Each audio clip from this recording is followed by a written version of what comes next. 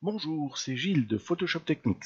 Aujourd'hui, nous nous retrouvons pour un tuto relatif au color grading et précisément pour passer d'un rendu d'une photo standard, comme ceci, à ce type de rendu afin de donner du cachet à vos images. Allez, c'est parti!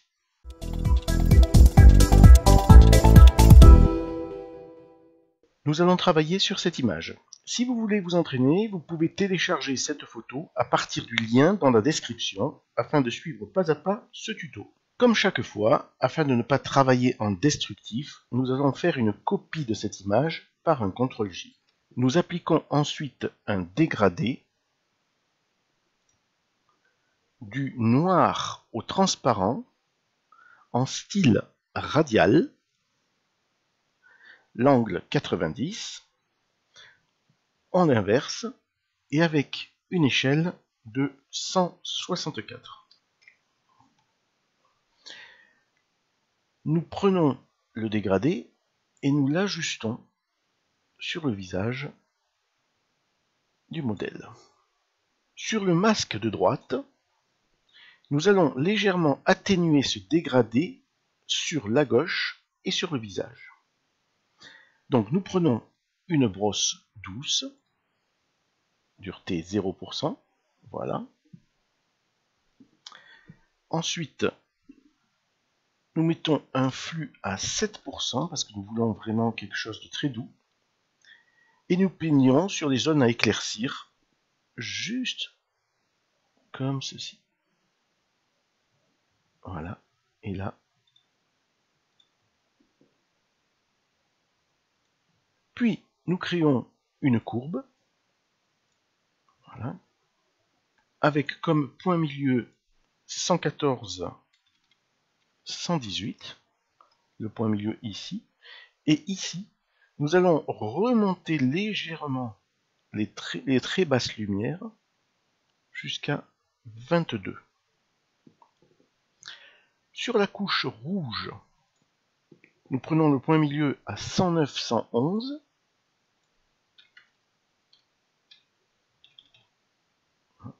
Et ici, pareil, nous remontons aux environs de 26. Voilà, ici comme ça. On fait pareil pour la courbe bleue. Donc 109, 111.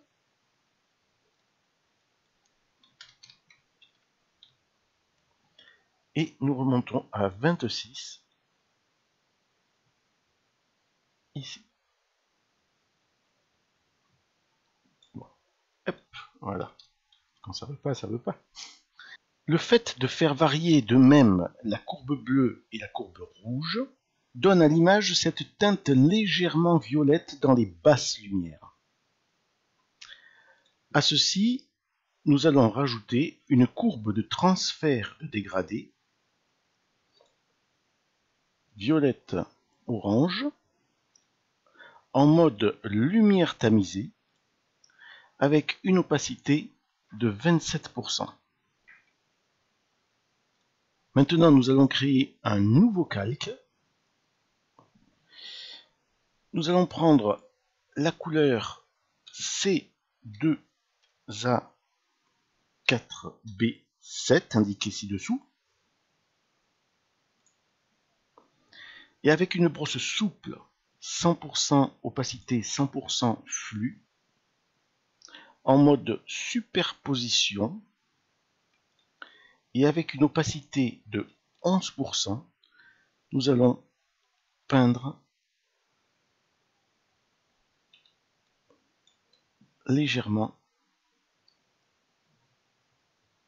ici, voilà. Juste un touch. Voilà. Vous voyez? Avant, après.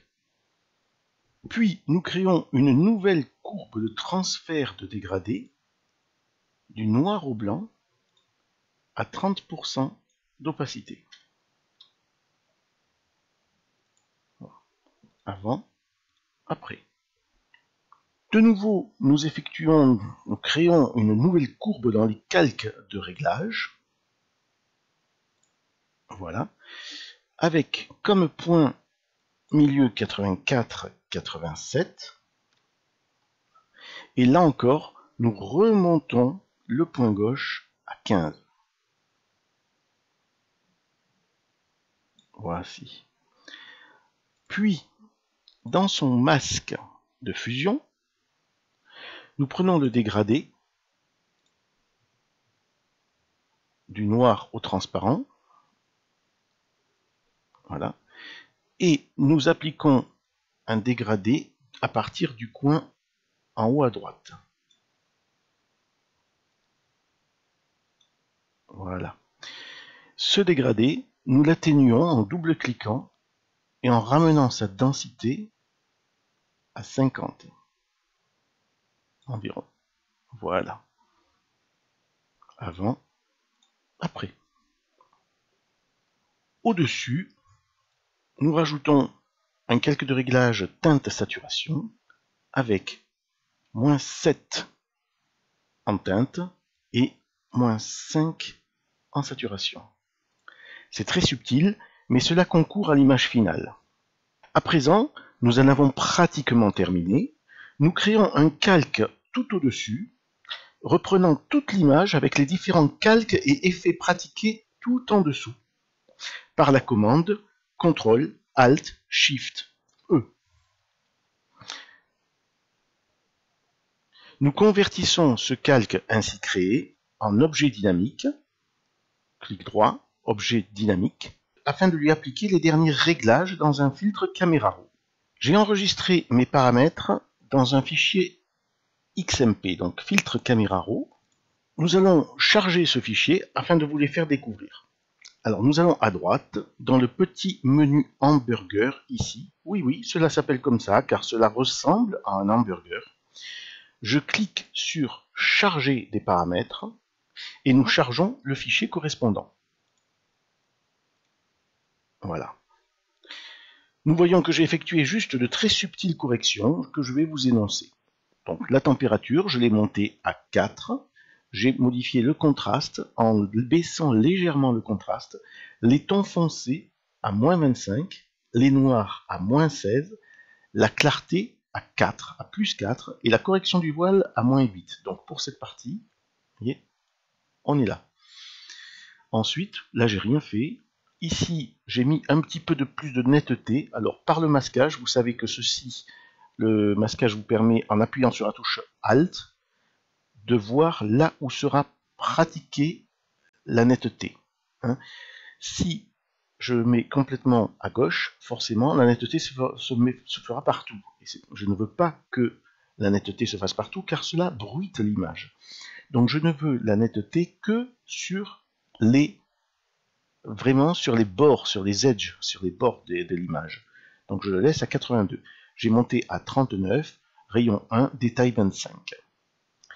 Puis ici, rien en TSL, rien en virage partiel, rien en correction, et j'ai mis un très, non même pas, j'ai mis un très léger, j'ai fait une très légère diminution de la saturation à -20 ici, et -20 également dans le rouge, donc, et dans le bleu. Voilà, je clique sur OK, et notre color grading est terminé. N'est-ce pas merveilleux? Alors bien sûr, chacun peut adapter les réglages de la façon dont il le souhaite. Les miens ne sont pas figés, et ce n'est qu'un exemple de l'infinité de traitements que nous offre Photoshop. Donc nous pouvons voir que quand même, nous sommes partis de ça. Et nous sommes arrivés à ça. C'est quand même un résultat assez exceptionnel, en juste quelques calques. Nous en avons terminé pour aujourd'hui. J'espère que ce tutoriel vous aura permis de voir ce qu'il est possible de faire avec une simple photo standard. Et comme je vous le disais, les possibilités sont infinies. N'oubliez pas de vous abonner et de sonner la cloche. Il me reste à vous souhaiter de belles créations et à très bientôt pour de nouvelles aventures artistiques. Salut!